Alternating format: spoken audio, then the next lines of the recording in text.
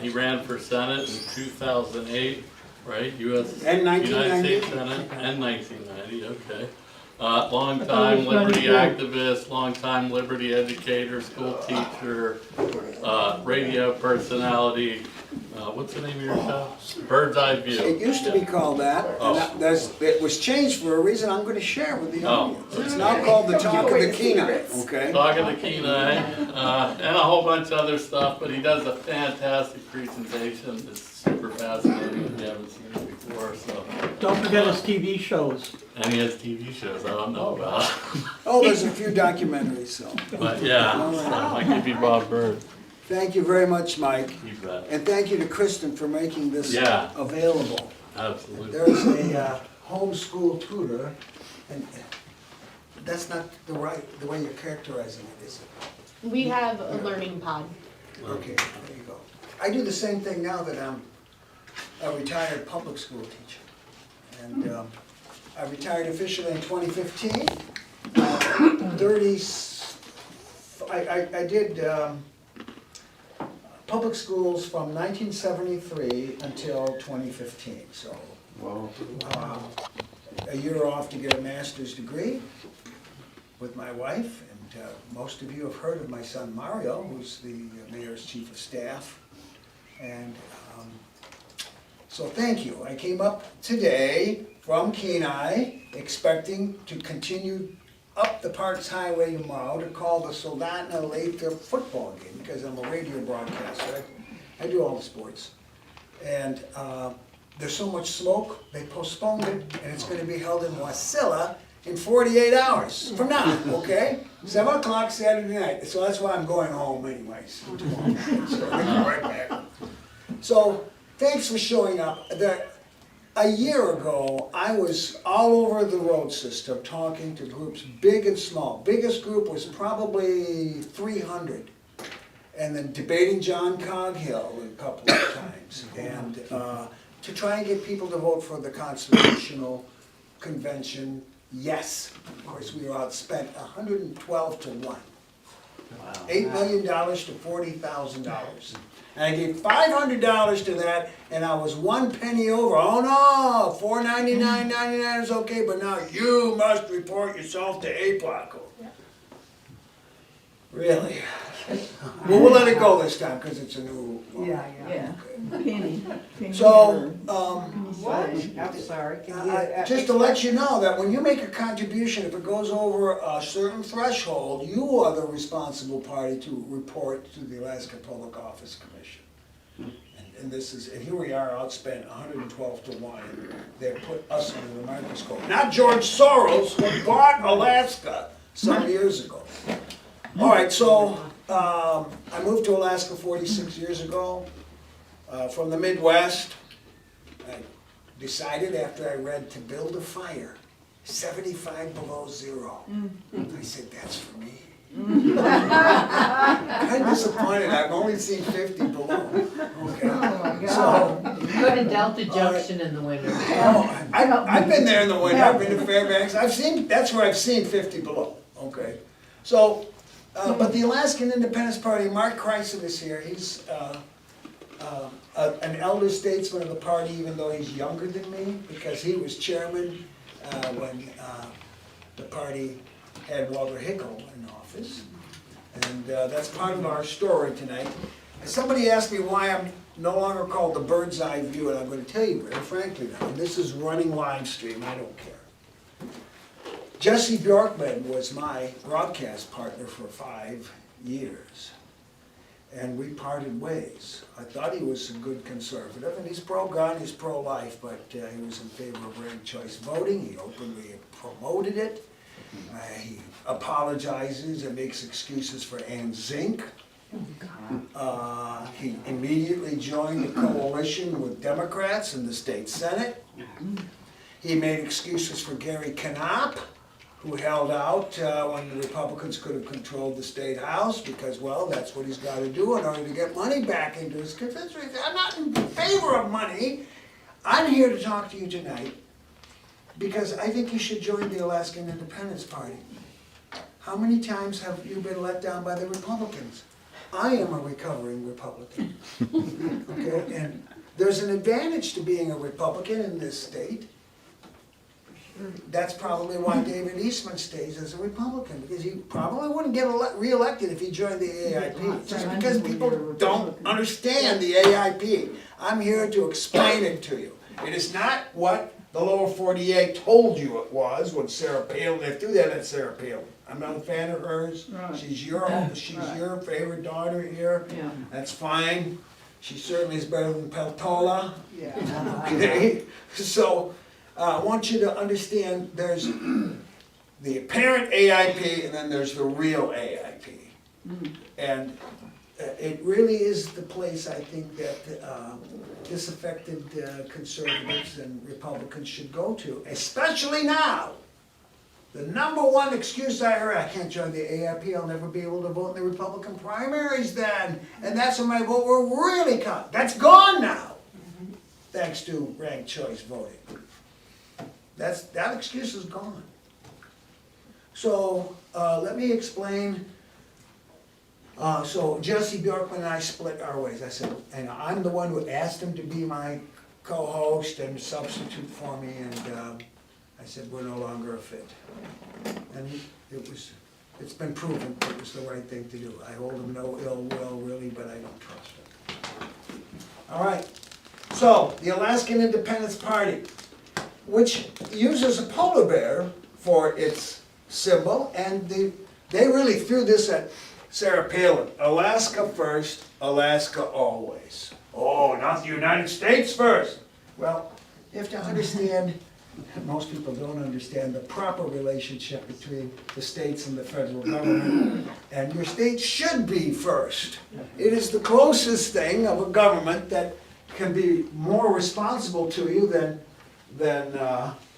the federal government 5,000 miles away, who don't understand our geography, our climate, or our history. All right, we're so misunderstood. These are gag pictures here. People really think that's how big Alaska is, just like Greenland, you know what I mean? Okay. It's Mercator, to understand a Mercator projection map, it's that as you're curving it, it's turning like into silly putty. Yeah. Okay, and so it's bending, and that's why they're too big. This is how big we really are. Still plenty big, okay? Way But bigger than Texas. That's one misconception. Always. Here's another look at it, all right? And we basically stretch from Florida to California, if you count, Ketchikan down there and Attu.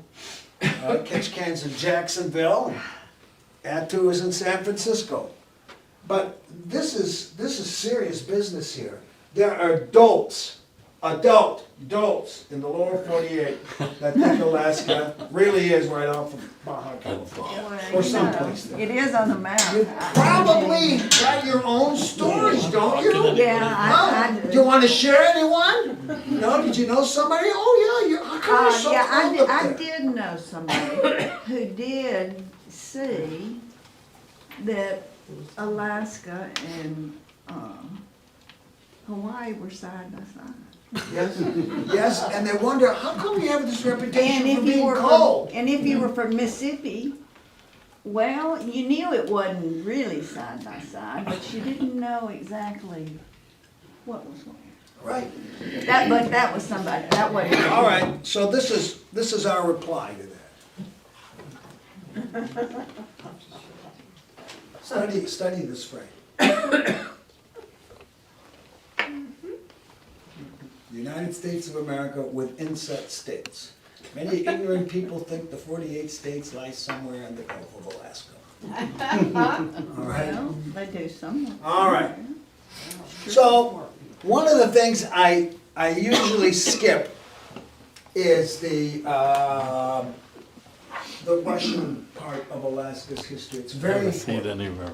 The Russians are maligned because the first Russians here were basically pirates. That's what they were. They were pirates. They walked over. And they brutalized the natives like pirates brutalize anybody. But they did walk over. And when the Orthodox Church came in, they tried to help the natives get better pay and give the marriage some dignity and so forth. But here are the 5 regions. Actually, I think there's 6, but this on the internet only shows you 5. They put western Alaska would be here, and then southwestern, of course, down to the Aleutians, would be a 6th. So the climate zones are so interesting because here in South Central, we've got a slice of the others. And the Kenai Peninsula does too. If there's a slice of all the other zones in Alaska that are here in South Central. We're gonna skip the Russians and the Russian purchase, but it is important, and it will come out, because you cannot hide the truth. I've been told by people, I've not confirmed it yet, because I've never read the treaty. Have you? It's on the website. I know it's probably on a website, but I was told that the Russians were merely surrendering the license to trade with the natives and not giving us possession of the land. Mark? That's true. That's true. Yeah. They only controlled the equivalent of less than 1 section of land. That was all that was deeded. Kodiak and Sitka. Kodiak, Sitka, and a place down by you. Yeah, right, Fort Kenai. All So, right, so, but the Russians weren't stupid. They probably knew the Americans would not visualize Alaska that way. And most of you know that we were neglected until the gold rush, all right? And the jokes about Seward's Folly and Seward's Icebox, the best one is this, and that is, people were against the sale or purchasing of Alaska because Russia had already depleted the sea otter and fur seal stocks, and they said Russia has sold us a sucked orange. Okay? And there's still people who think that we're out of oil and we're out of gold and there's nothing left but dirt. Oh, Mark? okay. In 1861, Tsarina anchored her navy in 2 American ports, San Francisco Harbor, or San Francisco Bay and New York Harbor. They were there to keep other international forces away from the War of Northern Aggression. Right. You say Verena? No, they were to keep them away, Yes, keep the them Russian out. fleet showed up in the winter of 62, 63. Yeah, well, anyway, they were there and they were anchored in there. And the Tsarina, The Tsarina. she wanted so much money for the protection money from the north. It was the same price as the purchase. That's how, and it was sold, the purchase was sold to pay off the Russian Navy for anchoring in the 2 harbors. Right, because they were afraid the British were going to intervene on behalf of the South. So the very fact that the Russian Navy was anchored in New York. It probably would have been the French intervening because They were already in Mexico. they were in Mexico and there was only one international entity that recognized the Confederate States of America, Which was the Vatican. the Vatican. Which is why the Pope gave Jefferson Davis a crown of thorns. See this man here? He was chairman of the Senate Foreign Relations Committee, and he's the one who named us. It was called Russian America. So they knew about the word Alyeska, and it was an Aleut term for the mainland, which we, by Chamber of Commerce boosting, called the Great Land, and it's just as well, all right? And so he anglicized the spelling from Alyeska to Alaska. That's his contribution. And he also read Peter Doroshin's report, who was a mining engineer sent by the Russians are trying to sell us Alaska in 1855 and 1856. And we weren't interested, and then the war came, and so they resumed it immediately after the war between the states. Here's Russia couldn't Juneau and sell it, Russia Sitka didn't own. in the late 1800s. Juneau is, of course, a company town. There was hard rock gold mining here. Here's the Klondike. Yes, it is. The Klondike's in Canada, we know that, but it affected Alaska hugely, obviously, all the way along from San Francisco to Portland to Seattle, and all the coastal southeast villages boomed.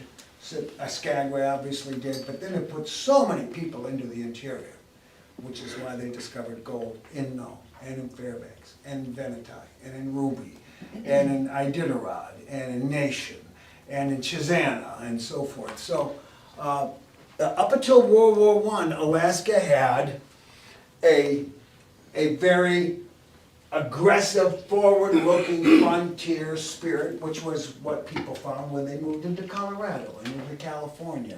I mean, this is the future, okay? In fact, here's the Nome Gold Rush. Too bad nobody showed up. Of course, that's a lot easier to get to than climbing over the Chilkoot Pass. Here's Fairbanks in 1906. All right? And the breakup of the Chino River there. Look at that, there's telephone poles there. You couldn't make calls with Lower 48, but you had phones inside of Fairbanks, okay? And of course, it exists simply because that's the head of navigation for steamboats. This man here tried to climb Mount McKinley, was Alaska's first territorial representative to Congress. He was a judge. He was very aggressive about pushing for official territorial status. The interesting thing about him is that he came up from Washington and he knew that the federal government was neglecting Alaska and that we needed to have home rule. His idea, though, he was a man of the progressive era, and he thought we needed more government help for our agriculture, for mining, and for transportation, okay? And so Judge James Wickersham is really one of the big names in Alaska's political history. He's our first real politician who represented us in Washington, D.C. He made his enemies elsewhere, but he was honest, unlike some of the judges that were known. So he moved the judicial court from Eagle to Fairbanks. Eagle looked like it was going to be the future big city of Alaska because it was right on the border between all the traffic going up and down the Yukon. And so there was an army post there, and so there was a courthouse there, but no, he named Fairbanks. Just last week somebody said, oh, it's called Fairbanks because of, they're expecting gold. No. It's named for Charles W. Fairbanks, U.S. Senator from Indiana, who became Teddy Roosevelt's vice president. But he was on the Senate Interior Committee, and Wickersham knew how to butter bread.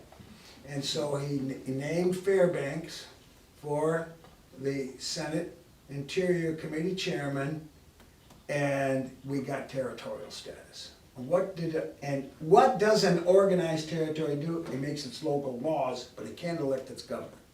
The governor is appointed by the president, and that governor might not like our local laws, and he has the veto power. Just exactly what, if you could override an appointed governor, veto power, I don't think so, but I'm only guessing. But it was a big step to get Alaska moved into a territorial status in 1912. And Wickersham did winter ins and outs to Washington. That wasn't easy. He was living in Fairbanks and he had to mush down to Valdez, get a steamboat, go to Seattle, get on a train, 3,000 miles to DC, then come back. And I read his book. It's called Old Yukon. It's very good. He talks about some of the roadhouses, which is today the Richardson Highway. Flea bags, prostitutes, greasy moose meat. Oh gosh, it's terrible. The guy loved Alaska. All right, so all right. This was our Prudhoe Bay. This is the Kennecott Mine, all right? It's not in good focus there. How many of you have been to Kennecott? Yeah, okay, it's a great place to visit. I wouldn't want to live there, right? And boy, the weather was great, and they're preserving it very well. We all know about the Copper River and Northwestern Railroad.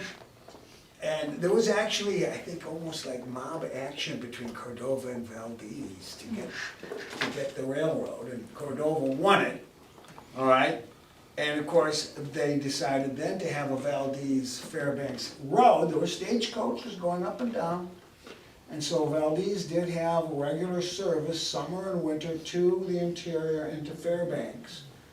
And of course, then it became our first automotive highway, a gravel road, and then it became our first paved road in 1939, I think. All right? But what about this Kennecott Copper Mine? Most of you know, it was a company town, gymnasiums, a hockey rink, baseball games, plays, schools, you know, They had and their then own power McCarthy was the Wild West town where if you wanted to go whoop it up, you had to leave the boundaries of the company town, and then that's how McCarthy got its start. So, 10-minute walk. there are two different entities there. But now we're gonna go into something that will ring a bell. And that is control by the green lobby. All right? The Katala oil field never boomed but only busted. They first discovered oil. Katala is right where southeast Alaska turns into south central. It's in the curve there. All right? Yakataga. Yakutat's a little bit further south. Cape Yakataga, there's a bay in there, and that's Katala Bay. Gifford Pinchot was Teddy Roosevelt's pet buddy, and he was the first example of a green busybody, and he wanted to find corruption even when there wasn't any. Ballinger was the Secretary of the Interior. I think it was appointed by McKinley, and Teddy Roosevelt inherited him. Ballinger was from Washington State. He knew that Alaska had the potential. Remember now, we're getting railroads by this time, and we are still importing coal.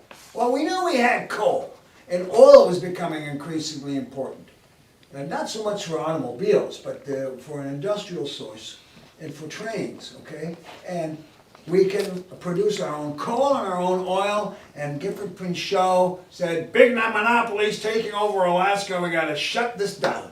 And so the Katala oil field never got off the ground. The town was built, had a newspaper, they called it the future of Alaska, and no. And it's all because Teddy Roosevelt, and keep this in mind, you've probably heard of the Antiquities Act. The Antiquities Act gave the president the power to withdraw land into federal properties without an act of Congress. If, it's called the Antiquities Act because there were geological and archaeological value. And so it would be tiny little parcels. That's what the Antiquities Act was, giving the president power to take away basically something the size of a cemetery or an archaeological dig. Okay?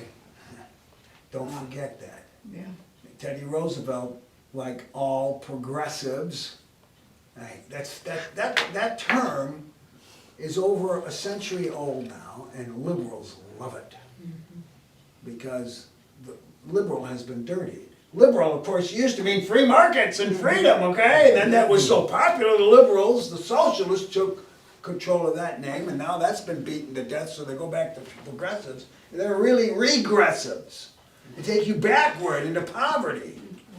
And that's what happened to Alaska. We were mired in poverty. We had the potential, even over 100 years ago, to become energy self-sufficient, economically self-sufficient, and my guess is they knew that. My guess is they knew that before you have political independence, you have to have economic independence. And they've never wanted us to fulfill our true potential because of that. You are free to disagree, but you can watch it over and over. They allow us just enough to get ourselves into a boom, and then we bust. All right? Here's our first efforts at socialism, the 100th anniversary, glorious first president to visit Alaska 100 years ago, July 15th. And Harding came in. Anchorage exists because of the Alaska Railroad. By the way, there was a private railroad that went from Seward to Portage, and they just took it over, they bought that, okay? It was a little Top Gun railroad, and it was serving the little mining efforts along the Kenai Peninsula. I've read the reports, going back to like, 1907, they're looking at areas where an automobile could drive, and there were automotive transports. I've seen some of the old mining equipment up by Summit Lake between here and Kenai.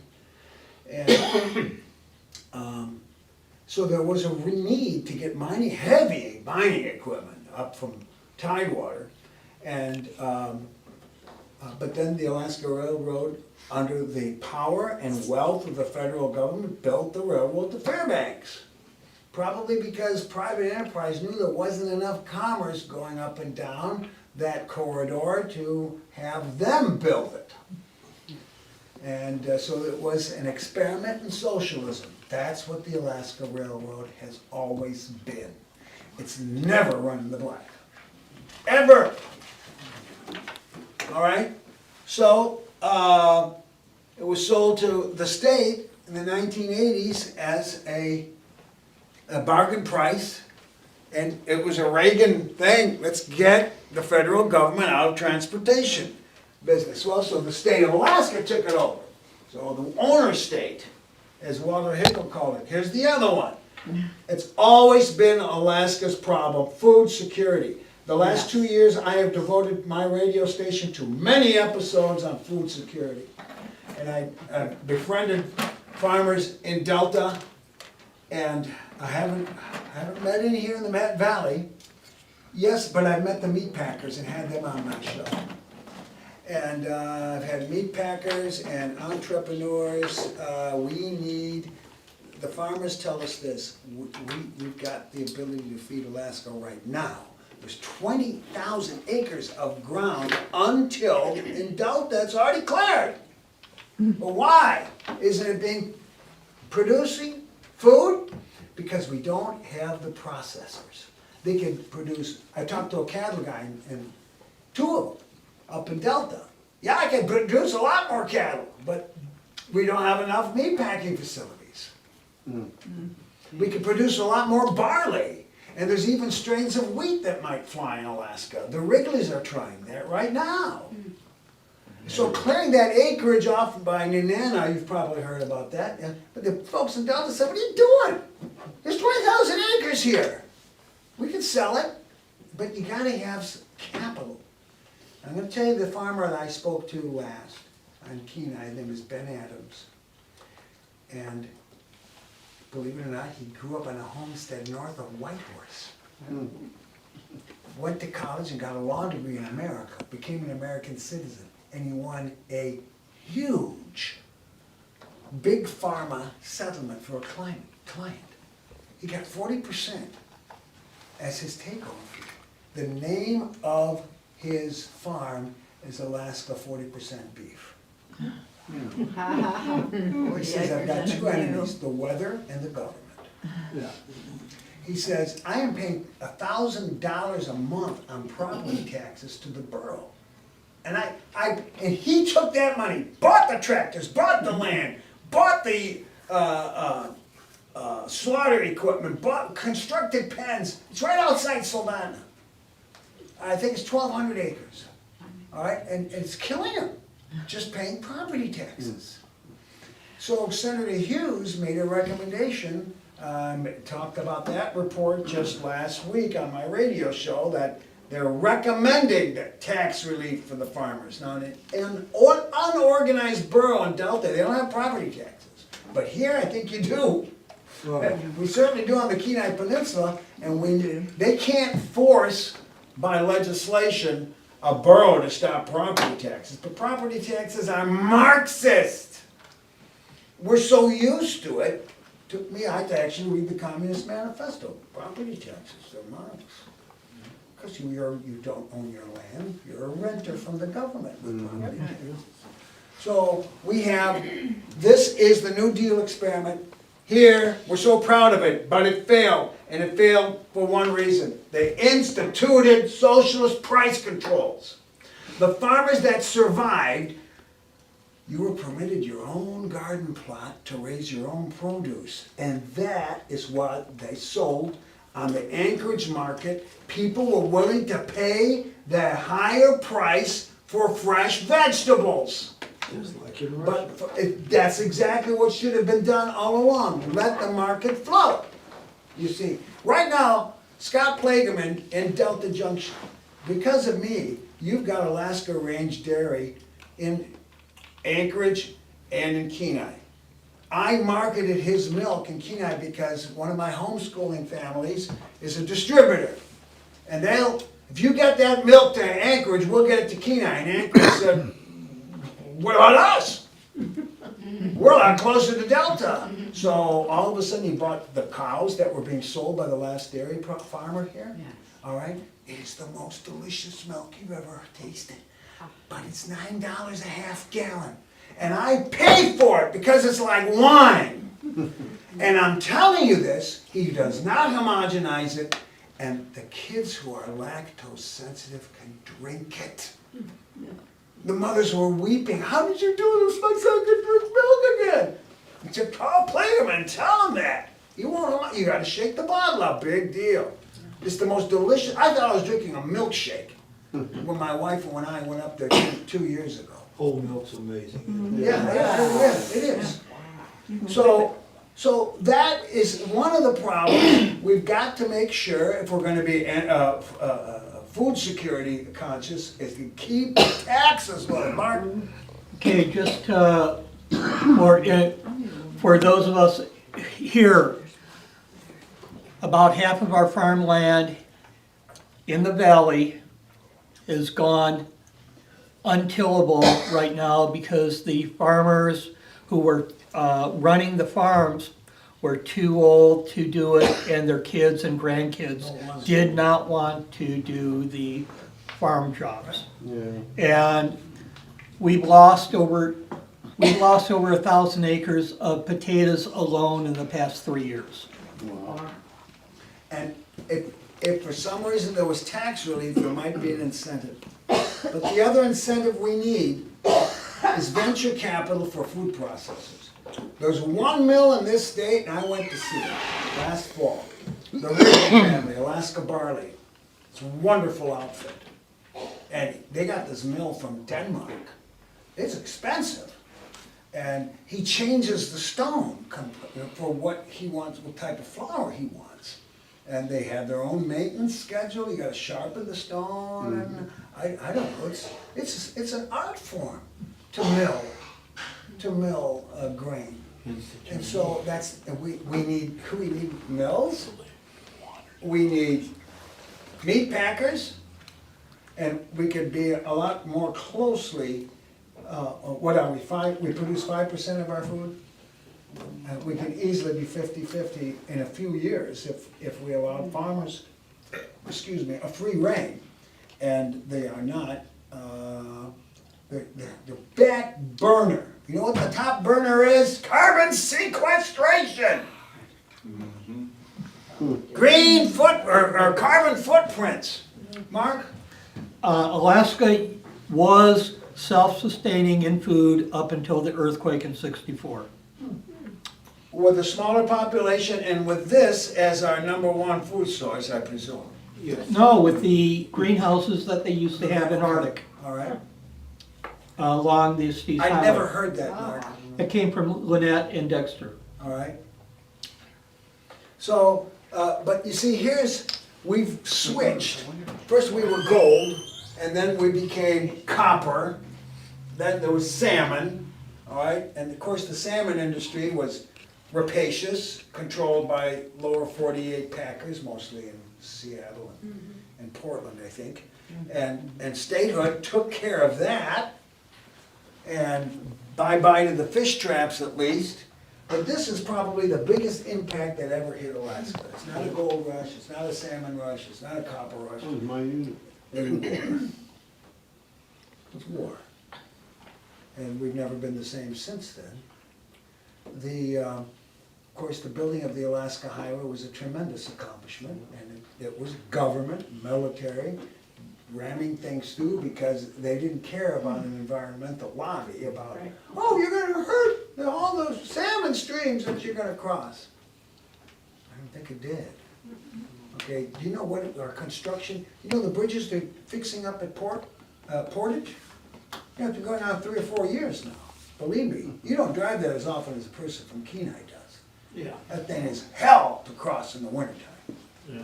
Pitted bridges and potholes that are on each end of the bridge.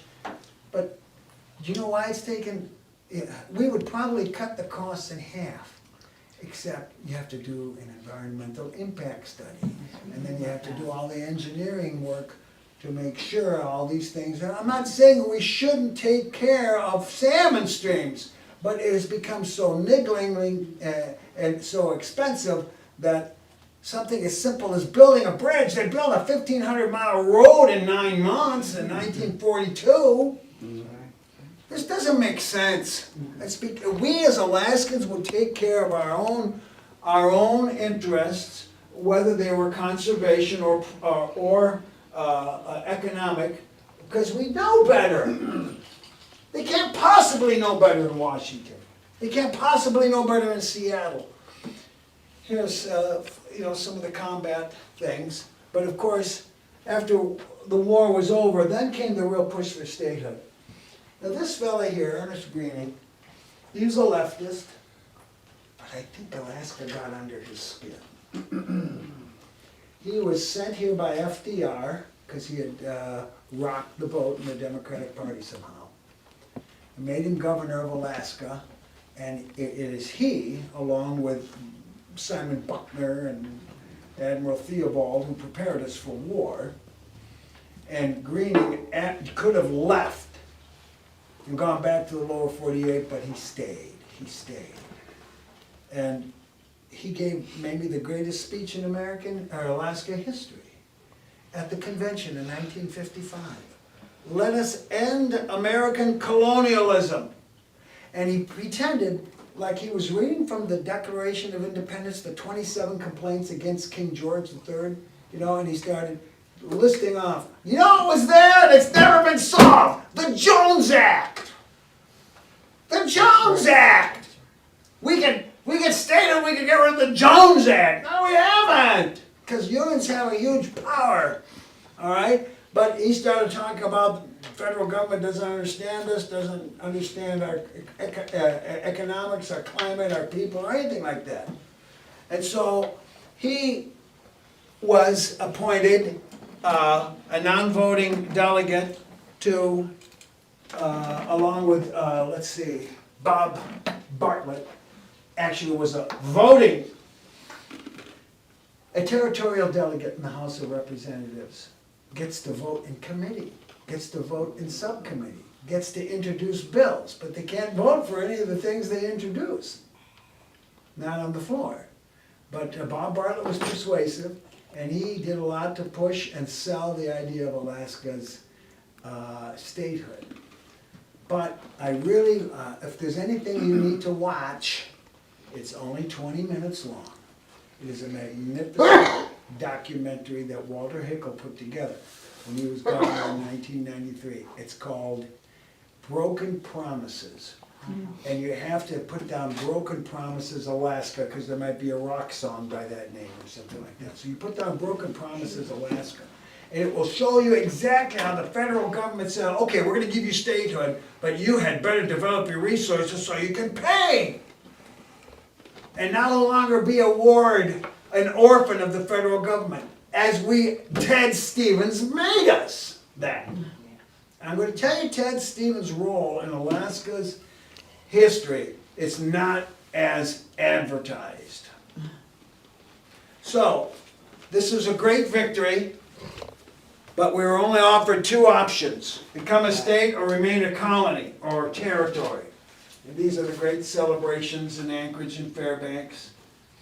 All right, and the military stayed because of Cold War geopolitics, the DEW line, all the interceptor stations. ADAC was a big place, the sub-hunting place, Kodiak, and so forth. So Alaska has found the military to be a good neighbor thus far. All right, so now here's the first thing. A part of statehood was that there was promise, and that the natives were going to get about 10% of the land, but they were going to get first crack. First crack. And that's the Alaska Native Claims Settlement Act, ANCSA. Don't get it confused with ANILCA, which is really part of ANCSA, okay? So here is Ted Stevens and Nixon, I'm not sure who else that was. $900 million to forever yield claims of sovereignty. Not all Alaska's tribes signed on. And good for them, is what I say. They smelled something fishy. All right. It was seen as an improvement over the 19th century Indian reservation system. But what you got then were corporations. All right. And defined Alaskan Native eligibility at 12.5% or 1/8. Now, some Native corporations have it much higher. So I'm just gonna tell you, it can be as low as that. I don't know how many of you would qualify as 1/8 a Native, but the fact of the matter is, you could be red hair and blue eye and with the name of Sean O'Malley, and you'd be an Alaskan Native. Well, it's true. So that means you're 88% non-Native. So there's a gimmick here. There's a gimmick here about how whites can now get privileged before the law on account of race, only if you claim yourself to be 1/8 Native. That's one surreptitious thing to all of this. But the other thing is that some of Alaska's natives did not want to sign on to that or yield their sovereignty. And I'm not talking about the Metlakatla Indian Reservation, because they had a real good reason. And that was, they had their own tribe over on Canadian soil. They wanted their own sovereignty there. No, the Alaskan Independence Party, by knowledgeable natives, has always been regarded well by Alaska's natives because we have a common opponent, the federal government. And I'll get into that. Mark could probably tell me more about it because Don Wright was sticking with. When we've done the percentages, we have more Native people that are members, not active members, but more members that are Native than there are honkies or crackers. And yes, I said honky and cracker. All right, so then we have this. Ted Stevens wrote into this bill, actually it's the Anilka bill, that, I'm a Howley in Hawaii. what's that? I'm a Howley in Hawaii. I suck the breath of the native people. Okay. I have a place there. All right, let me move to this. Here it is. Here's Willie Hensley. Now, this is the perfect example of an Alaskan Native who was cherry-picked, given a blue chip Eastern snob school education so he could come back and do the bidding of the deep state. That's exactly what happened. He must have had really good test scores. He's from Kotzebue. All right? They sent him to a boarding school in Tennessee where he saw absolutely no racism. They thought he was cool. He was an Alaskan Eskimo. He played high school football. Absolutely. He said it was I went to prom. And this was in Tennessee. I'm from Mississippi, so All I right? understand this. So he came, and then he went, I don't know what college he went to, but he went from there to college and he came back. He was expected to be a future legislator, maybe a future governor, a future congressman. And he sold and told Alaska's natives how to vote when it came to incorporating. Vote for incorporation.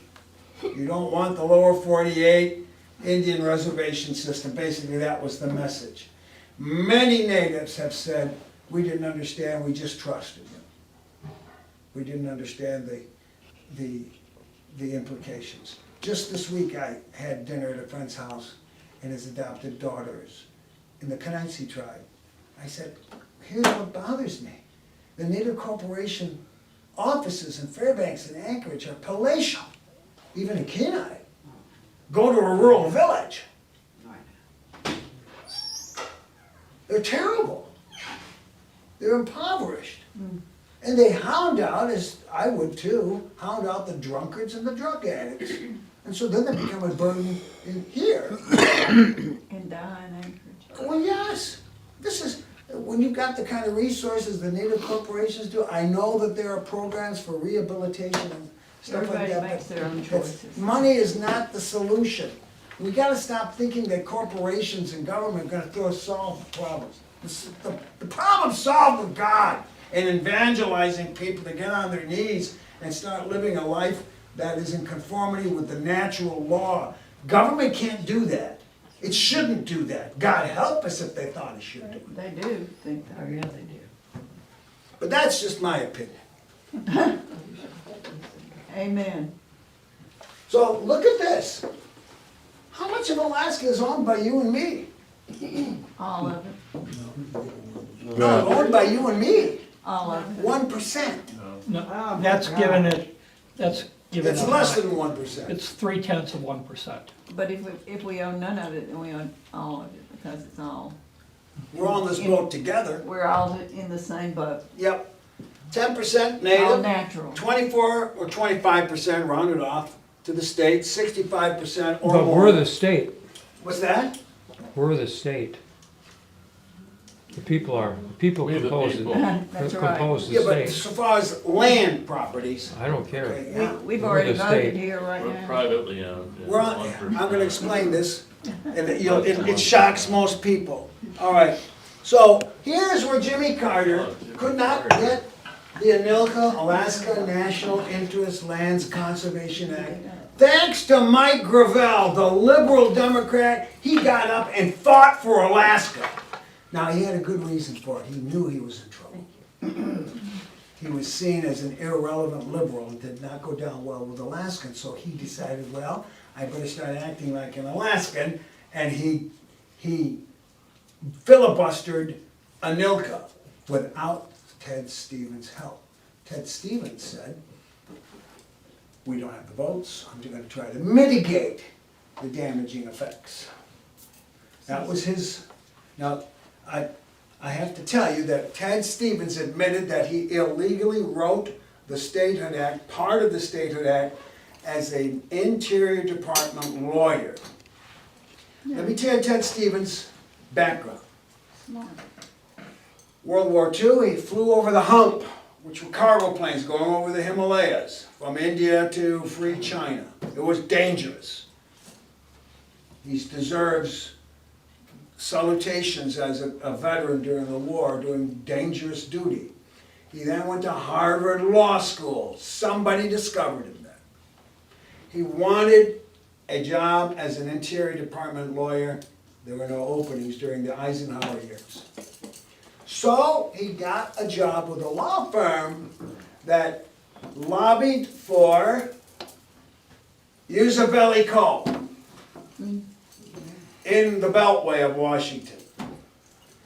And then somebody suggested you should go to Alaska and take up law practice there. He drove up the Alaska Highway. He lived in Fairbanks 6 months, and voila, he was named district attorney. With oodles of longer-serving lawyers in Fairbanks being passed over, you understand. This is why you gotta understand, there's a fix-in every step of the way. He served as DA, and then he got his opening in Washington, D.C. as an Interior Department lawyer, where he was known as the Alaskan guy, and he starts listing out, and I'm gonna tell you, it was probably a Rockefeller or somebody who was telling him what to do, which would provide the illusion of statehood without actually giving us statehood. Do you really think we're a full-fledged state? Of course not. How long has it taken us to build that road from Cold Bay to King Cove? Over 40 years? 40 years, I think it is. That's what we had to do in colonial times. That's where it said, please can we build a road? We can't build a road. A gravel road 17 miles long because Bambi will die. So there's Carter using the Antiquities Act, which was supposed to be just a little bit of the land here and there for archaeological purposes, and gigantic Alaska. Never, just looking at a map, he became an expert. Here it is. Here's Uncle Ted versus Mike Gravel. The amazing story of a liberal conservative switcheroo. Stevens admitted that he illegally wrote much of the Statehood Act while an Interior Department lawyer. Gravel warned that guarantees would not be honored. In other words, we're going to promise you you can develop this and develop that. No. And Stevens admitted it. 30 years after Anilka passed, he says, with all these broken promises. Why does Ted Stevens have a great reputation? Because he kept our economy afloat with massive federal spending, Yep. which brings dependency and control by the federal government, which is exactly what carbon sequestration is dully using in order to give us money. This is the story of Alaska. Boom, bust, and the federal control that is not, looks helpful. Like the Matanuska Valley project, it looks helpful. Like the Alaska Railroad project, it looks helpful. But we're dependent on them. Mark? Okay, I'm gonna give a side note over on Ted Stevens. In territorial days, while he was a district attorney up in Fairbanks, there was a tax case. A tax case where somebody said no taxation without representation, and he refused to file his paperwork with the IRS prior to statehood. Ted Stevens was the prosecutor. There was the defense attorney was another famous Alaskan, Edgar Paul Boyko, who was past chairman of the AIP. And he was the chairman right after Joe was murdered. He became that, but his claim to being big government goes way back where. So it's always been on the side of the federales.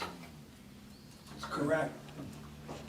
By the way, and I said it in every speech I gave a year ago, our state constitution was taken from a template that came out of the University of Chicago's think tank. It was called the Public Affairs,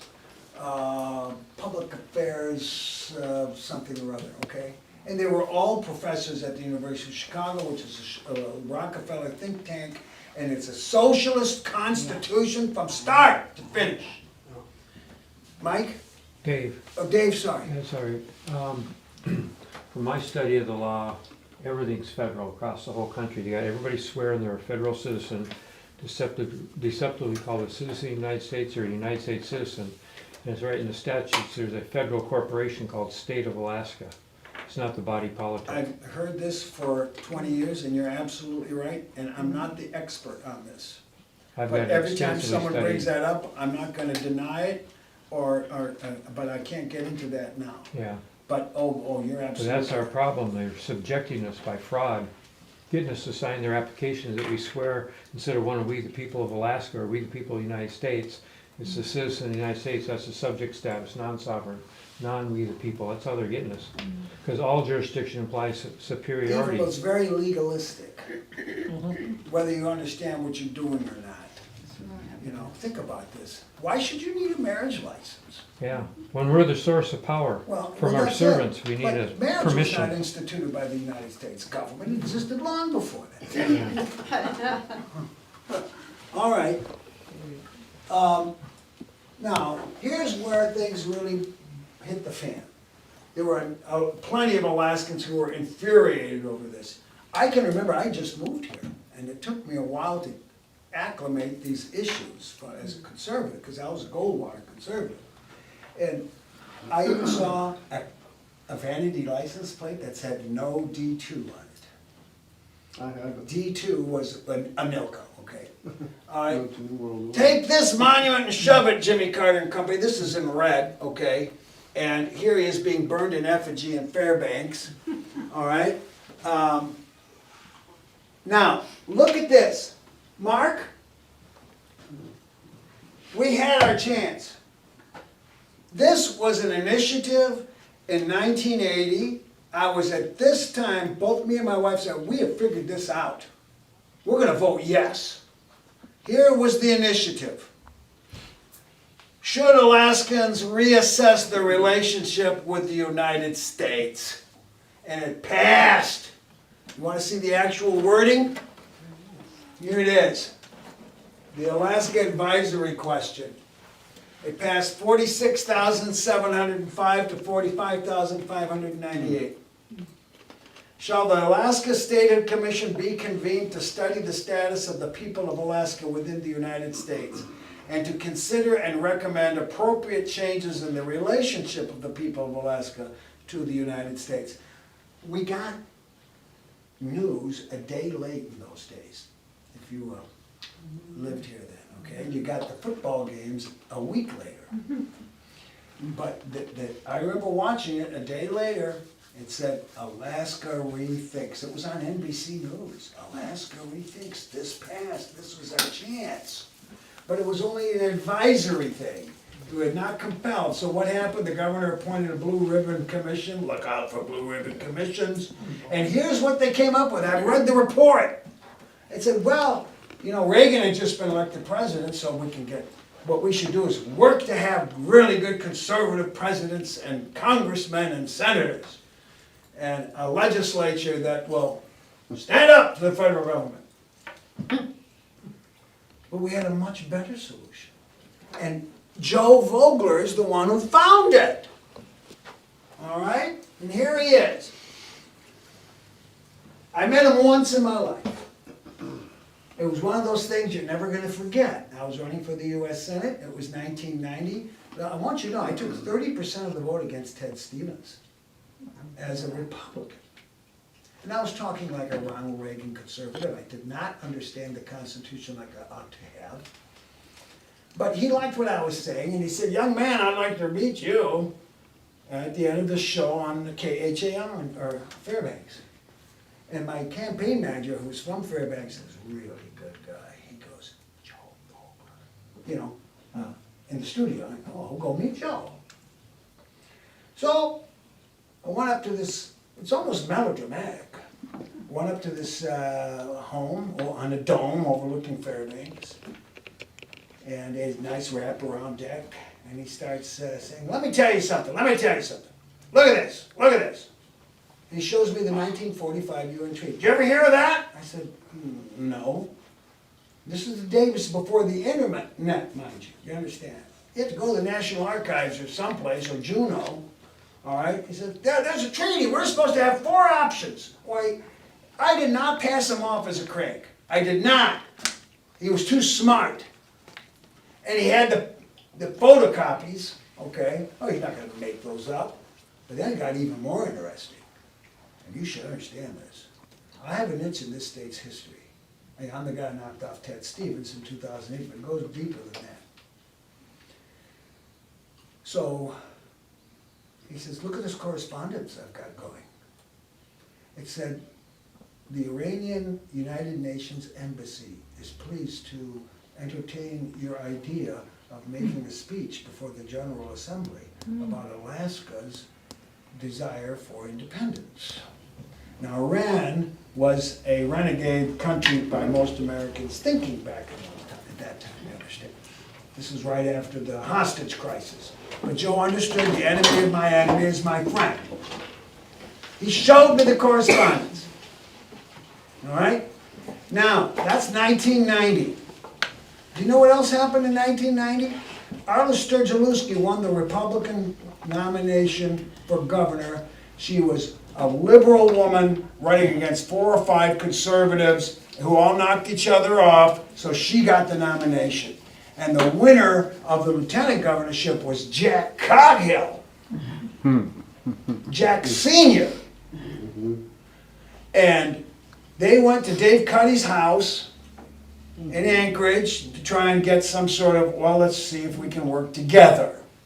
And basically they told Coghill, you're a cipher, you're nobody, go away. You're just a lieutenant governor. He got on the phone, called up Hickel, and said, I can't work with this. Do you wanna jump ship? We'll talk to Joe Vogler. And Vogler was gonna run for governor with Jerry Ward as lieutenant governor. They talked it over, and the deadline occurred. Hickel took Vogler's place with Yep. Hickel's money and reputation, all right? And Hickel's nephew, Jim, gave me my campaign headquarters that summer. And he says, you have no idea how much arguing is going on over you with Ted Stevens and Wally. Wally knew that 30% I took from Ted Stevens represented a hardcore Alaskan conservative element. And that's what induced him to run for governor, and he pulled it off with the AIP. That's one of the elements that did that.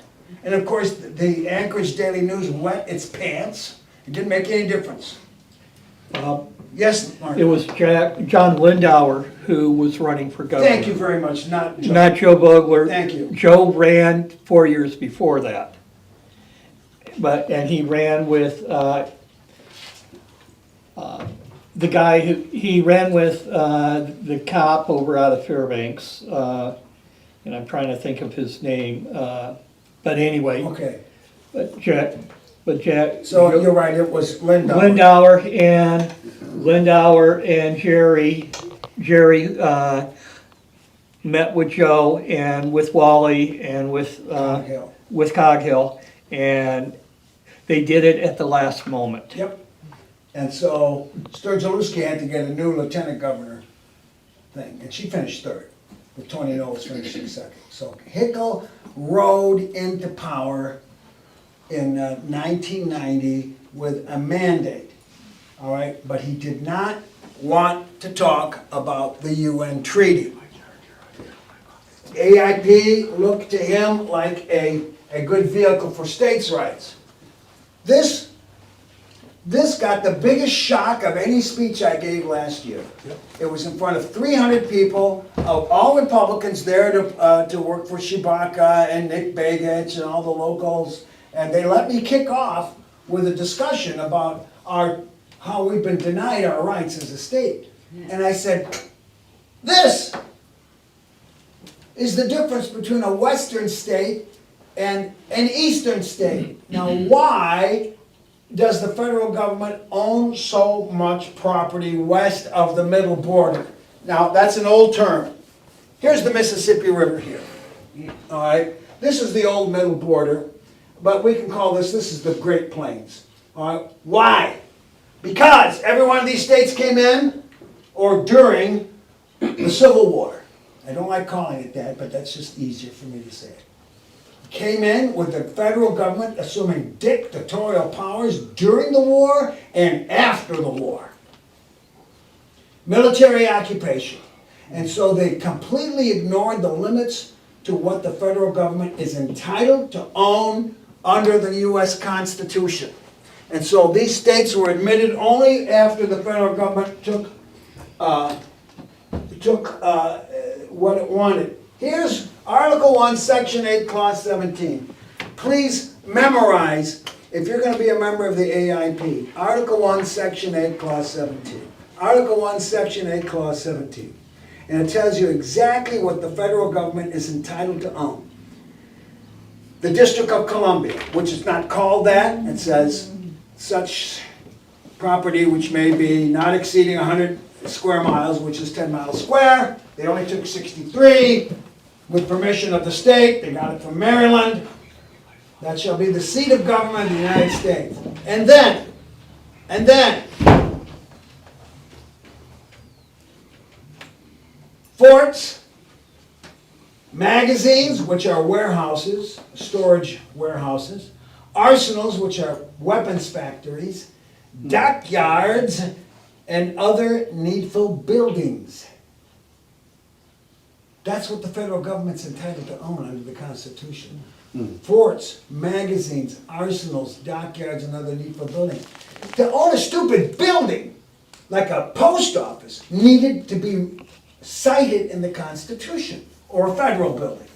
I have to tell you that every national park, every national wildlife refuge, every national monument, every national forest, even national cemeteries and battlefields are absolutely incontrovertibly unconstitutional. Now, they're popular, I admit that. Now, if you want them to be constitutional, what do you have to do? Yeah, for the Constitution. You have to amend the Constitution, which takes 2/3 of the House, 2/3 of the Senate, and 3/4 of the state legislatures. And there's two reasons why they're not gonna do that. But Yellowstone's so popular, Great Smoky Mountains, Yosemite, it'll pass. But they're gonna ask questions, what else are you doing that needs to be constitutionalized? Did you know why in World War II, the Air Force was not called the Air Force? Because the Constitution only authorizes an Army and a Navy. So they called it the Army Air Corps.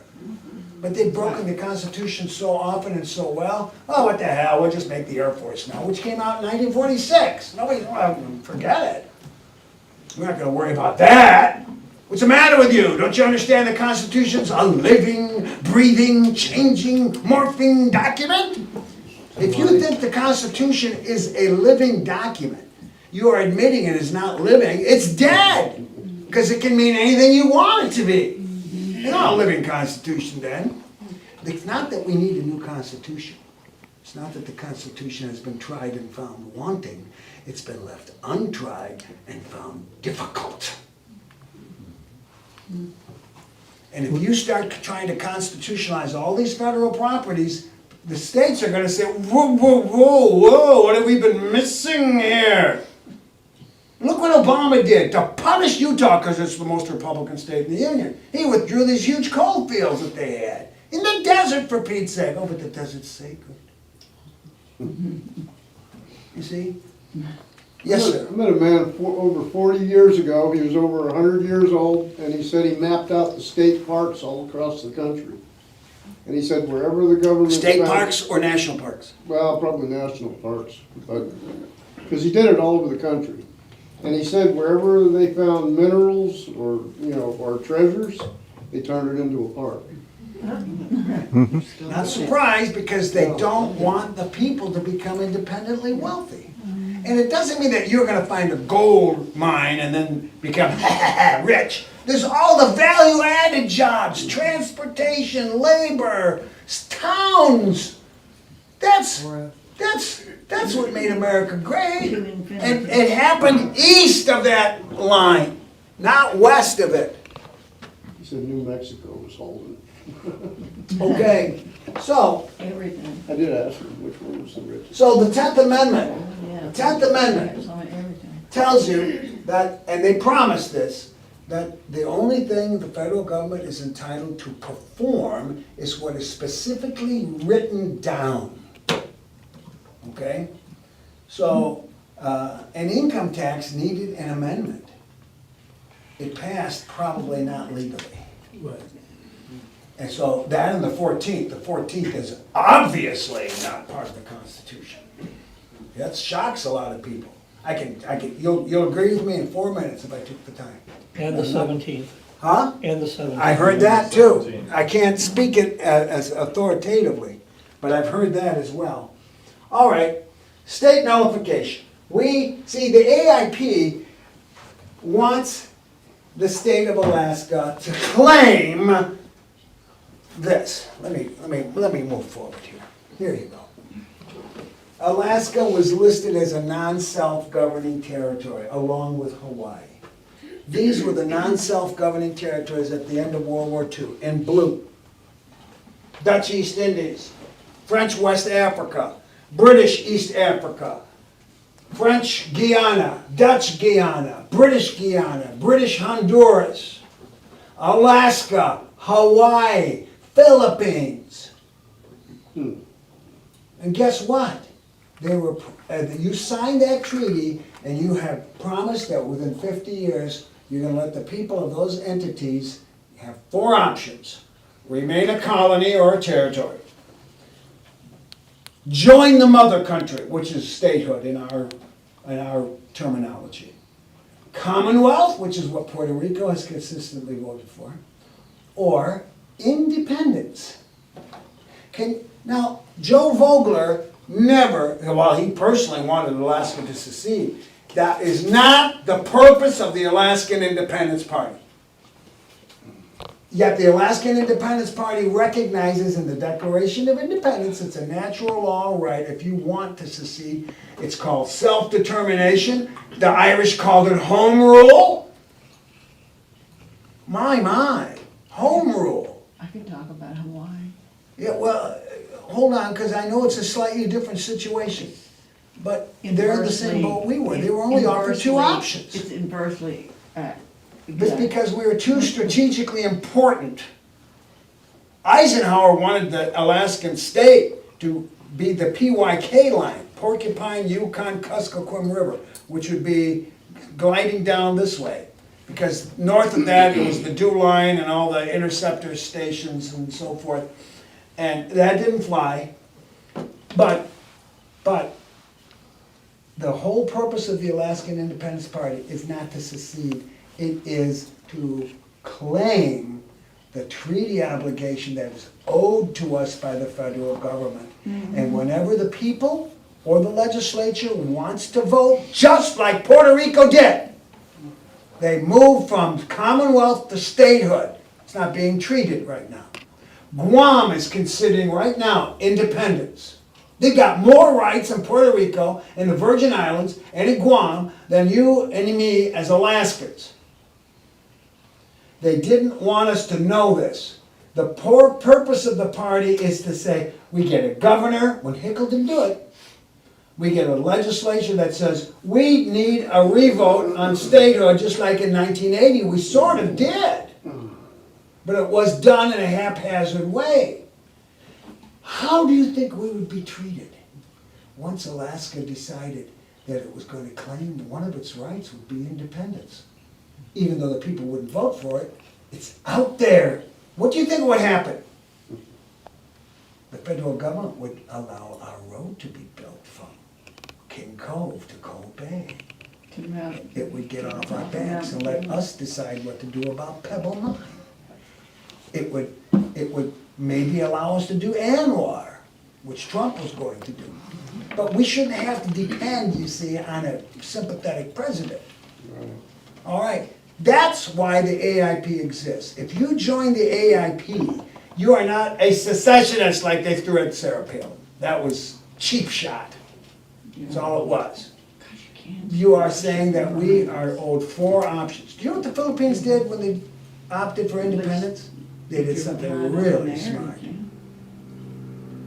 They got a treaty that their people could join the American military and be posted in a Pacific Rim assignment.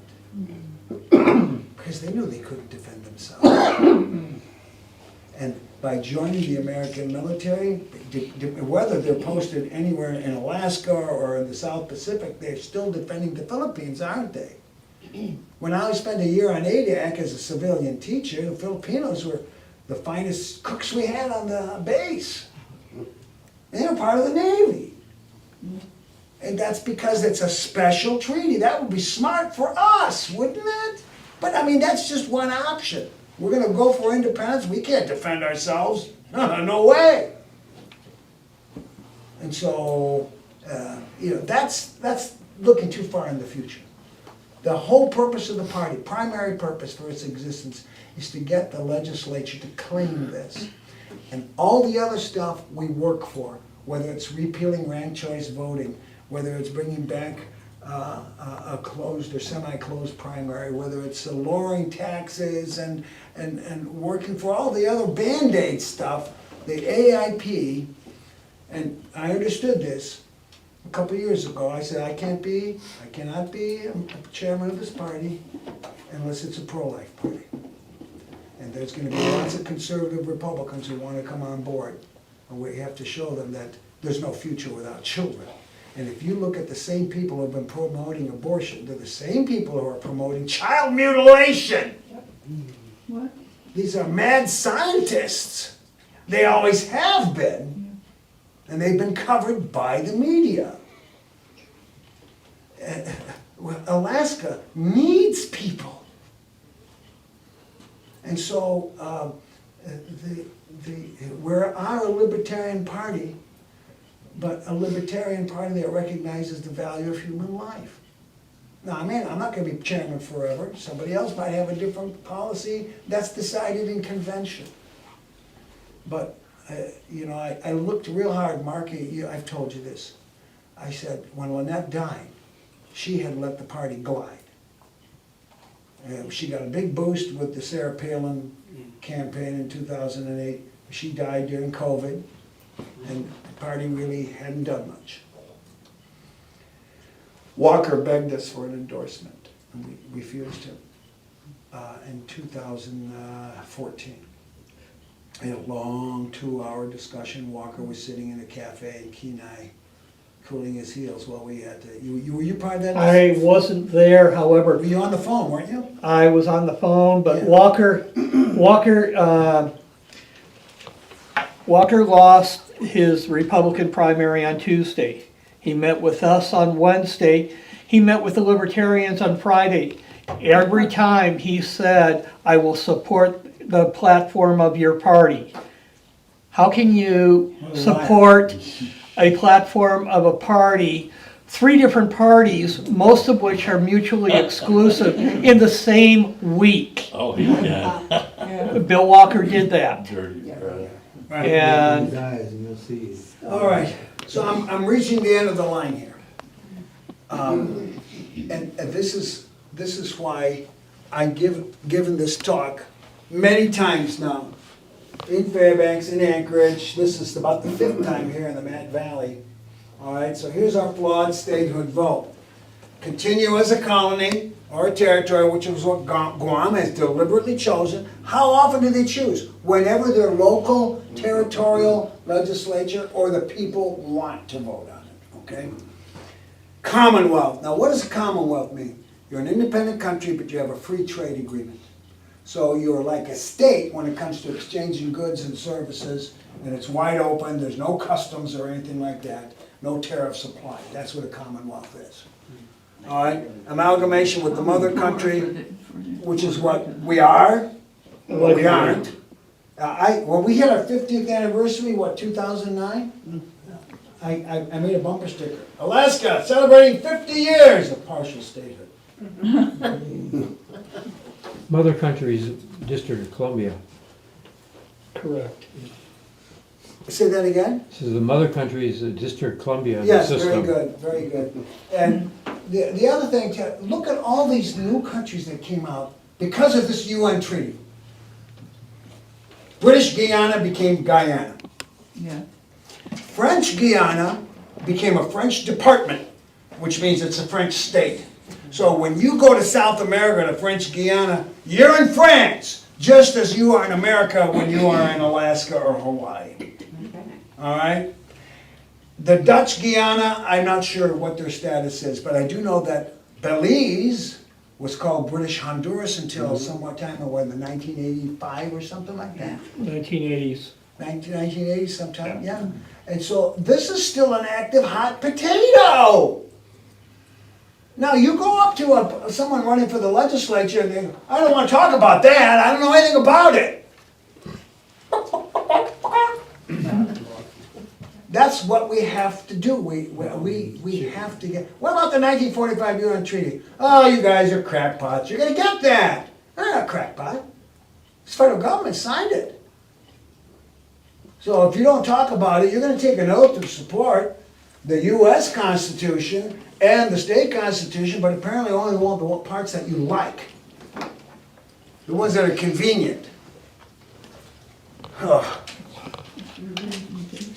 All right, so what can we do? Request the legislature to investigate and confirm that we were entitled and are still entitled to the 4 options. Appeal to the federal government to recognize our right to self-determination. That won't happen until we get number 1. Okay. All right? Number 3, if they refuse, take the case to the UN through a sympathetic nation.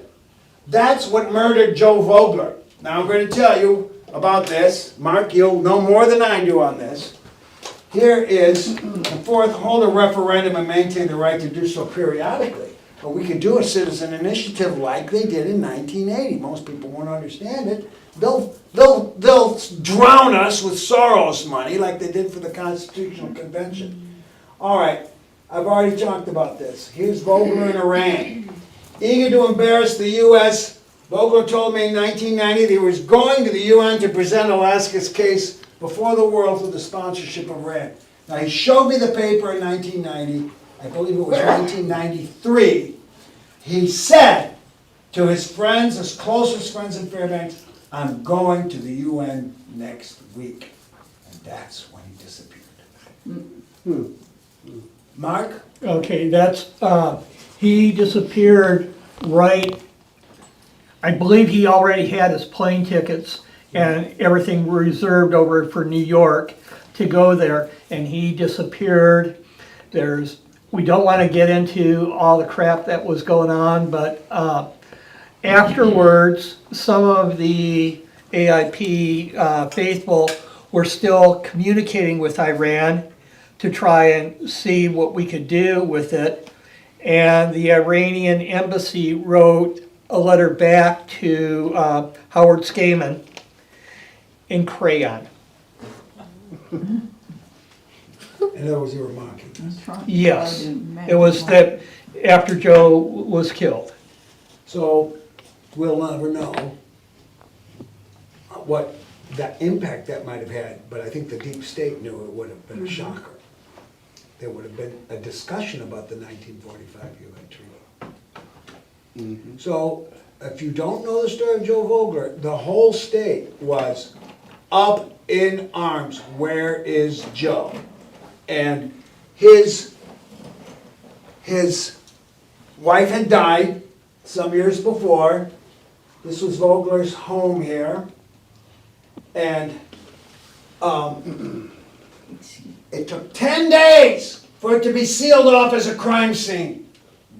Lynette Clark, on her own, got hold of his dogs, took them to a vet, and said these dogs have been recently drugged. Wow. And nobody knew where he was for 15 months. And then he was found in a shallow grave on Chena Hot Springs Road, wrapped up in a blue tarp. Do you know? Yes? When the Exxon Valdez, what year was that? That was 1989. Yep. And we're talking now, 1993. so 4 years. Yeah. And So- that was still impacted, that's still impacting Yes. everywhere. Now, Clark and her husband and lots of other people were interviewed on Arts and Entertainment City Confidential Mining for Murder. So now I'm going to tell you, Mark, you made a reference to me about being in movies, okay? Yeah. I have a third documentary Okay. coming up later this month to interview me. And they're not interested in the Iliamna monster, which I have interviewed witnesses. The Iliamna, I think it's a sturgeon. It's big. There's no question there's something big there because biologists have seen it, and missionaries have seen it, and lots of the natives that live on that lake. So they got interested in this through Alaska Magazine, and they sent two different documentary crews using me as the go-to guy to explain it all. But the latest one now wants to talk about Alaska's politics. Good. So they'll probably interview the governor and leaders of the parties, but they want to interview me, and I'm going to tell them this story. Okay? So the fact of the matter is, Lynette Clark and Dexter Clark, in the movie, it's called City Confidential. And you have to pay it, you have to buy it online. I've seen it in DVD. I don't have a copy, I've only seen it once. I have a VHS copy of it. VHS? VHS. You've got a machine that runs without destroying Yes. the tape? Yes, and anyway, they also done a sequel to it where it was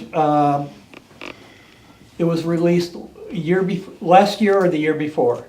It was released post-COVID Okay. because Well, there's an online sympathetic homemade video. No, I'm talking about, this was over on A&E, or Okay, it was on one of the Discovery channels. all right. And I believe it was Murder and Mystery in the Last Frontier was what it was called. Did they interview anybody who was knowledgeable on it? Yes, Okay, who? Lynette, Before she died? before she All died. right. Bob Logan was on there, after he got out of jail. So- Did Lynette say what she did in this documentary, and that she's convinced it was a deep state operation? Basically, they implied it, and the producers basically poo-pooed that idea. Okay, But it was they had a second one on it, and I think I've got that over on my DVR, but I don't remember. Actually, I do have that on one of my DVRs. such a coincidence, a week before he leaves. Yeah, Poo-poo. They did find a fall guy who was due to go up the river to prison for centuries of drug abuse, drug selling, beating his wife, and that we think he was told to take the fall, because you're going to jail anyway, and they don't. If he pleads guilty, then they don't have the opportunity to show the inconsistencies through cross-examination.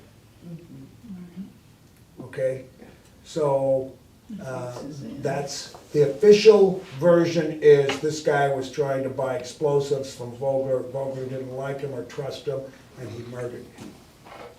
That's the official explanation. correct. Yeah. And Manfred West is the individual that, last I heard, he was in Oklahoma serving time, because that's where we farmed out our prisoners to.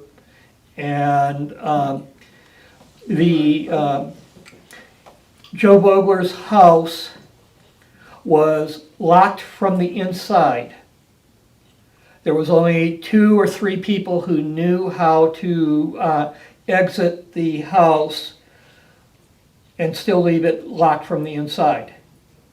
Al Rowe was one of them, and he was the former state trooper who ran with Vogler back in '90, and D. Roberts ran with Joe prior to that in the,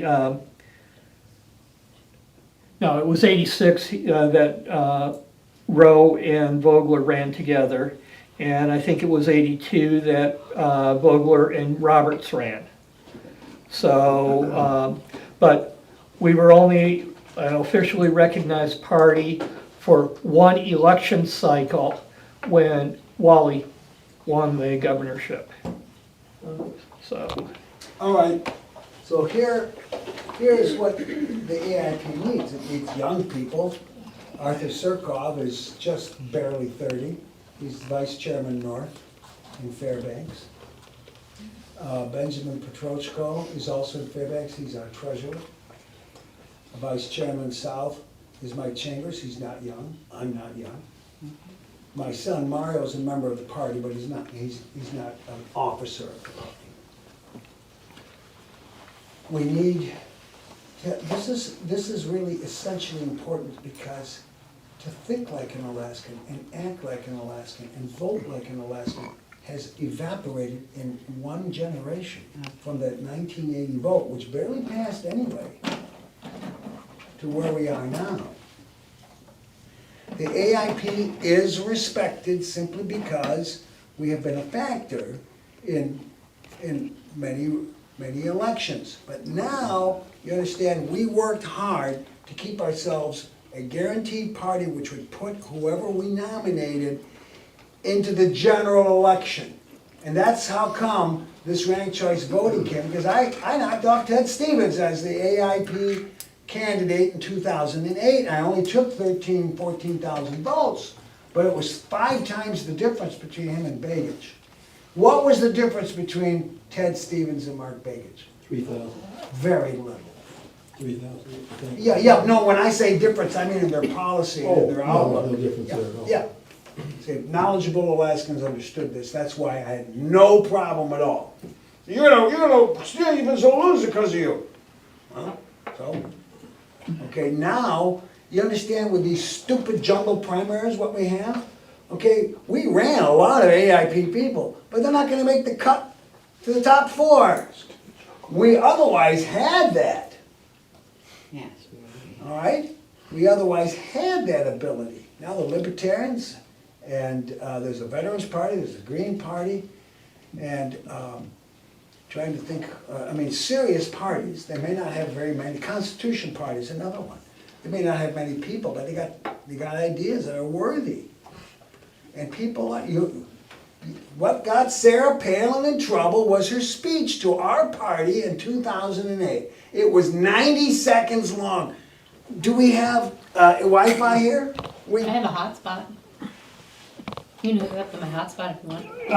I can pretty well give you exactly what it She said. said, yeah, but it's much better to see her. Yeah, but she just welcomed Just welcome, have a great convention. Yeah, have a great convention, and the convention was less than 100 yards away from our house, over at the Best Western. No, we were in Fairbanks when she gave that speech.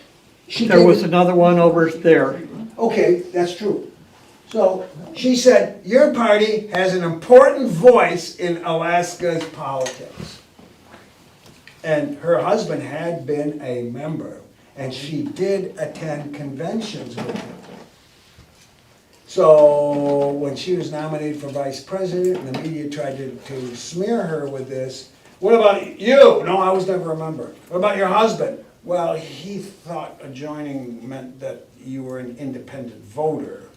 That was A lot of people bullshit. joined that, but that was a lie because you That saw. was bullshit. Yeah, I know Ty, that was bullshit. yeah. So, we have a situation here where the party needs to have reparative refurbishing. We're no longer just a party of disgruntled interior miners. And they were mad. And that's where the heart of this party was in Fairbanks, but it's moved to here. It's moved to the Kenai Peninsula. And it needs to have a new face. From the 13 years Lynette let it drift, I'm still trying to reconstitute it, to get strength, to get leadership, to get meetings, to have not just me explain this, but people in Wasilla to explain it. People in Fairbanks and in even Southeastern, there's a guy in Sitka who wanted me to come. The party needs to be heard and it needs to be respected. And it really is the key to changing Alaska's direction. We're not gonna get it with conservative Republicans.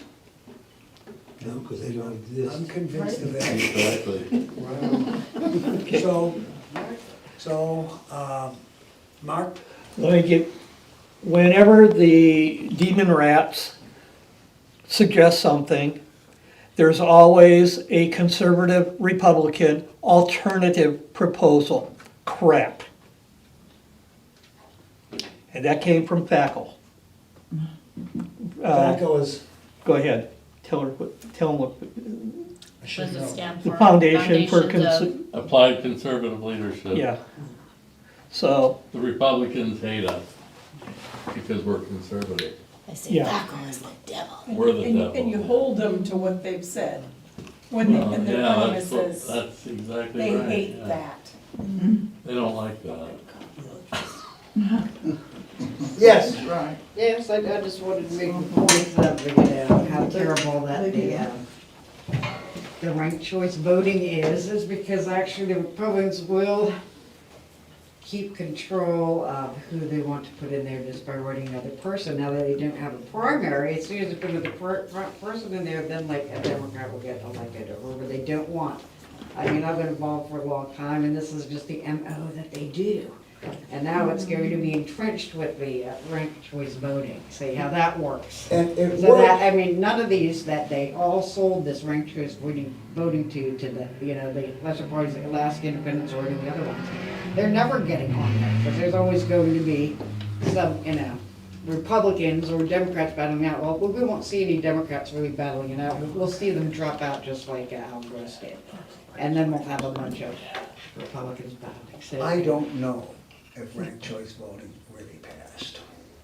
Oh, I don't know. Oh, I don't get it. All the money they threw at it, 99% of it came from the lower 48. It came from 112,000 people had their ID stolen, they sent in fake bonus absentee ballots. One thing they won't do that I wanna see them do, why in the hell can't we, there's like I-360, you're walking neighborhoods. You get that program, it tells you every hardcore Republican voter there, and it's your solid voters, and the ones that have a record, they vote every election. Now, those 112,000 people, I think they had 70,000 of them vote. They had their ID, their information stolen. And here, I mean, hell, it's easy, an absentee ballot. If I know your name, Bob, and I know your birth date, I can put in a request for your absentee ballot. If you're a non-voter, why in the hell wouldn't I do that? What are my odds of getting caught? Zippo. Right. And the other ridiculous thing they do in this state, which really makes you a third world country, is 10 days after the damn election is over, you're still letting votes come in? And it's because then we go off with the patriotic thing going, well, the guy's in the military. Well, I voted absentee when I was in the military. And I'm gonna tell you right now, it wasn't exactly one of the most important things on a 22-year-old man's mind. I did it because the Marine Corps wanted me to. I said, David Corman, he said, come on, vote, Doc. Okay, fine. We got this all fixed out for you. So I did that. But the thing of it is, if I'm in the military, I'm actually out there dodging bullets. You know, the last damn thing I'm really thinking about is, am I gonna vote in November? And I'm thinking about, am I gonna be in one piece tomorrow or 5 minutes from now? So that to me is a bogus thing, but it allows the patriotic jump to where you're sitting there and you allow 10 days to get enough absentee votes to win and they did. It gives you Oh, it's plausible longer than that. I think it's deniability. longer. Well, I'm so saying, but the whole thing is, until they change the absentee laws, and you make it where if it's not here on election day, I'm sorry, the day before even, you don't do it. And the thing we also discussed, me and the other vets up there, and one guy's been in about 30 years, he said, when I voted, he said, you can bet my ballot was in there 2 weeks early. He said, that's the way it was. We voted, because he spent a lot of elections overseas. He said, yeah, Gotta be postmarked by the day of the election. but his was in 2 weeks early. Yeah. That's what he said, all our ballots arrived at least 2 weeks early, if not a month early. He said, we were there in plenty of time, not after the deadline. But if you get people that don't vote, I mean, the number I had out of the election that year, that's the first thing that finally hit me one day. I thought, how the hell did we lose? And then it's like, oh, okay, the absentee ballot's here, which is true, but if you have that program, and you know somebody has never voted, but they're registered thanks to the PFD or the DMV, all right, you find that person, you send a request for them, they're not gonna look at a different address. I mean, they did this 2 or 3 different ways, it wasn't a single method. But what they did, then this person, are they gonna go down and vote? It only happened 100 times across the whole state. 100 people that had never voted, or sporadic voters at best, decided they'd vote that year. Well, 100 isn't enough to raise the thing. Then there's a taxi driver, not taxi, but a Uber driver, down here in Kenai. He made a killing, because these guys would fly in from out of state, and since you can harvest votes in this state, he would go, he said, they just kept me all day, we go to sporadic addresses around there. Make sure they voted door to door. Well, what they did, no, they'd go out and these people, they'd send them a ballot. Then they'd go, sure, make sure they marked it, we'll do you a favor, bud, we'll take that employee so we won't even have to hassle with it. This is a guy that's a non-voter, so yeah, so and you go. So they harvested votes, they also probably, and we have no signature verification for absentee ballots. But that's been overturned. Does it have to be done now? What's that? Well, as I understand it, the signature thing was stopped by a lower court, but that lower court, the lower court said, no, you can't require it. So that got done for the election of 2020. It was a But a witness. higher court has overturned that. The witness, the state of Alaska has no signature verification. But It's it's my on the fault. statutes, but it was a court that said, somebody correct me if In, I'm in, wrong. That's in actually 2 different 2020, issues. Two different Signature verification, and, because you're verifying the signature of the actual witness. Oh, right. But the witness signature was set Yeah. aside. And Two see- separate things. And then the guy in Fairbanks at the, You don't one of the verify- Fairbanks guys that Division of Elections in Fairbanks says, It's true, I think. we never see if the witness is a real person anyway, so it's a moot point. The witness signature could be set at Mickey Mouse, and they won't verify that signature. That's different than needing a signature to validate that there's a witness. Yeah. They remove the witness signature, which means they remove the ability to prove fraud. Yeah. Okay, and I was told that that was reversed. That was reversed. Okay. But the state of Alaska won't do anything about it. Okay, Yeah. so it's unenforced. It's unenforced by the executive department. That's right. Always. Now, let me tell you something, and I've said this for decades, and that is, whatever a court decision says does not have to be enforced by the executive. That's right. Right. That's right. And when I pointed that out to Dunleavy, he said, oh, it's gonna take me some time to wrap my head around this. No, no. I had a PhD sustaining the opinion that on the speakerphone, this was in his office in Anchorage, and I said, you don't have to enforce abortion funding. You don't have to enforce that just because the bureaucracy wants to. And he says, well, it's gonna take me a while to wrap my head around this. No! No, you have to gather. No, he's just blowing off That takes a long excuses. time. Yes, Did you see where Dunleavy admitted on video the Alaska Court Systems, Department 41, under him in the executive branch? that it's under him, In the executive branch, yeah, it's Department 41. just Department 41, which is what? Just, that's executive branch, the departments. Okay, And then Murkowski said, I think you're well aware of the Alaska court system's not the judiciary. He said, well, nobody ever said it was. I haven't heard that. When did this come And out? it's not, huh? I have heard that, but I haven't heard that. They both told that quotes. to me. I haven't heard those And I got quotes. one on video and one on audio. I'd like to see that. And then the logic is, it's called the Alaska court system, correct? Okay, Where the Constitution's called the judiciary, and nobody's got authority other than the people to change, amend it, I don't know why you would, but amend it to the Alaska court system. okay, and you probably know the David Haig story. Mhm. Yeah, and that could be a history maker right there. Because if they make a plea deal with this perjured judge, it is going to pull a string that will absolutely make naked all the corruption that the state has under its belt right now. So whatever, and of course Haig is just one victim. Yeah, What made there's him tons of them. different So all they that do is he has pick held random on people. like a terrier to the pants of the postman for 19 years. He's not letting go. And his mere persistence has brought him to this point. So that's something else that could be happening, and that would be a game changer for the entire state. They're trying to get the grand jury open Right, for everybody. That's the problem we have when the court system's in on it, because I've had tons of experience, and I can't wait to testify against them criminals, those traitors down there.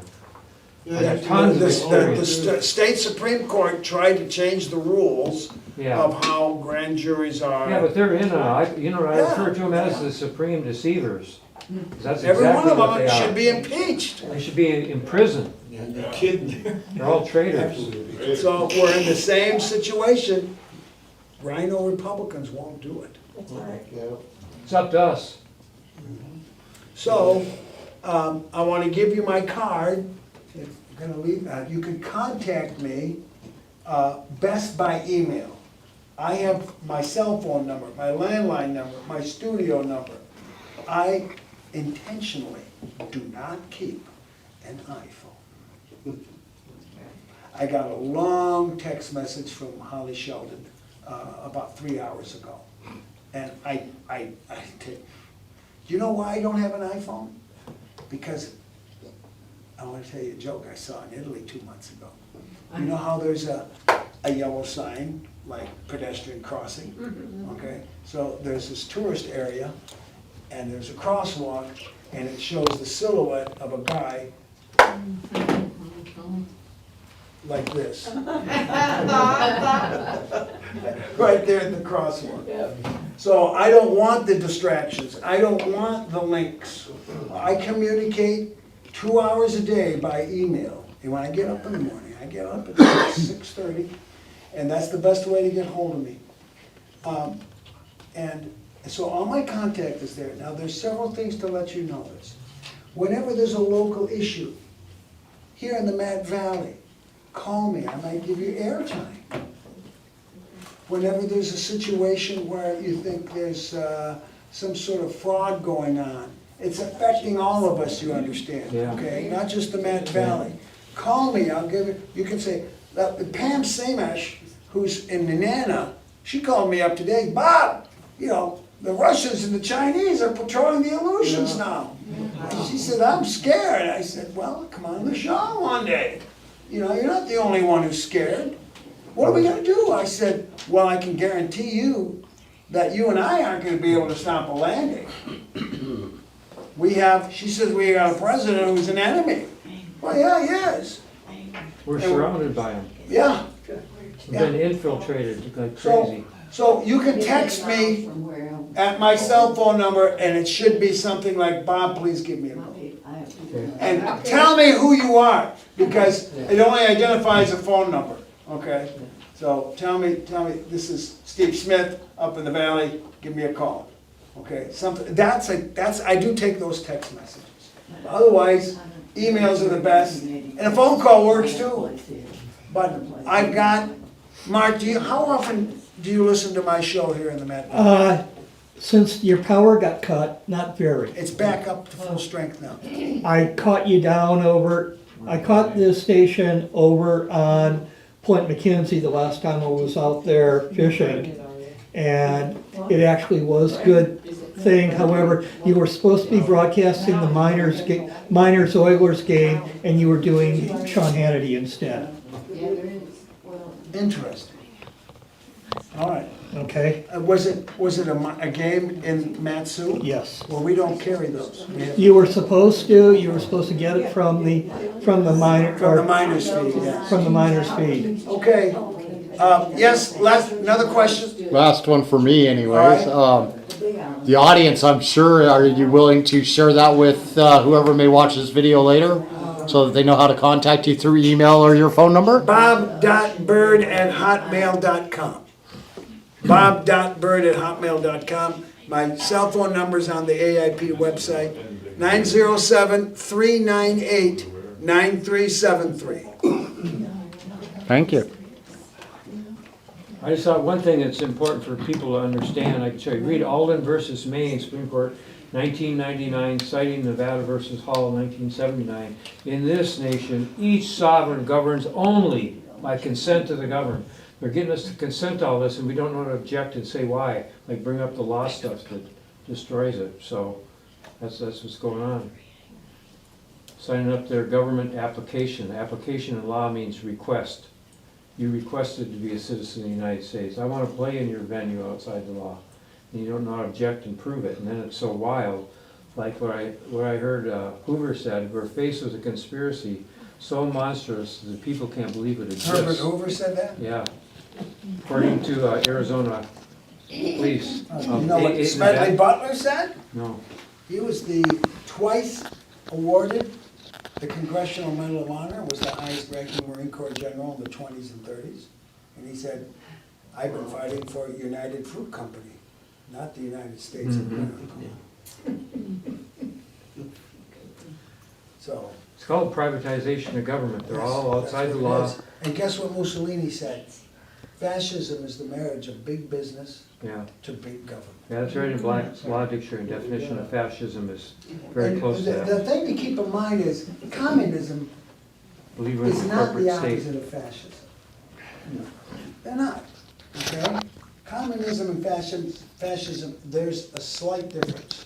And that is, under communism, all property belongs to the government. Under fascism, you can keep your farm, your bank account, and your business so long as you serve the purposes of the government. And plus, you are reminded that you should be proud to be a Paraguayan or an Argentinian. They use that there too. We all know about South American dictatorships. Be proud to be German. Be proud to be an Italian. Okay? Franco, okay, who was probably one of the most benign dictators imaginable. But the the bottom line is, fascism is all about getting people worked up about their race or their nation, and the fact that it's sure a lot better than communism because I get to keep my bank account, my farm, or my business. There's only two sides, of God and of Satan, that's the way I see it. You know? Mark? According to the Commun-Nazi Peace Pact of the 1930s, there is no difference between communism and socialism, or communism and Nazi or socialism.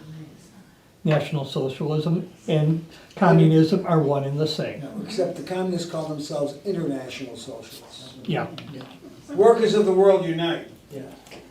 All right, that's what communism says. Fascism says, be proud to be your country and will Deutschland über alles. All right, we should have really started with a prayer. We should have, let's conclude with one. Is there a pastor here? Okay. Heavenly Father, bless our gathering tonight. Give us the courage and the wisdom to utilize the tools that you have given us at our birth and what we have worked to also gain from education to bring back liberty, not for any selfish gain, but so that mankind can once again be free and free to worship you. Amen.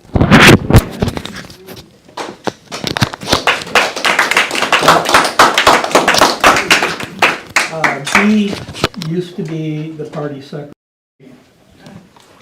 way back in the 90s. Thank you guys, my fellow Alaskans, for joining us here tonight. Do not forget to like, share this video. You'll find it on Twitter, YouTube, Facebook, and on Rumble, all at YouTube.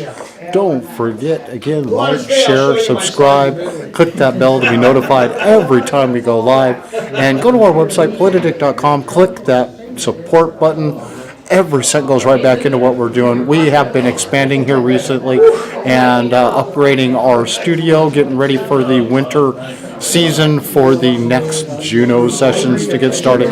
If there's an event that you'd like to see me at, like to have me live stream it, just let me know. I know the next major scheduled one that I have is for the following Friday, not tomorrow, but the next Friday.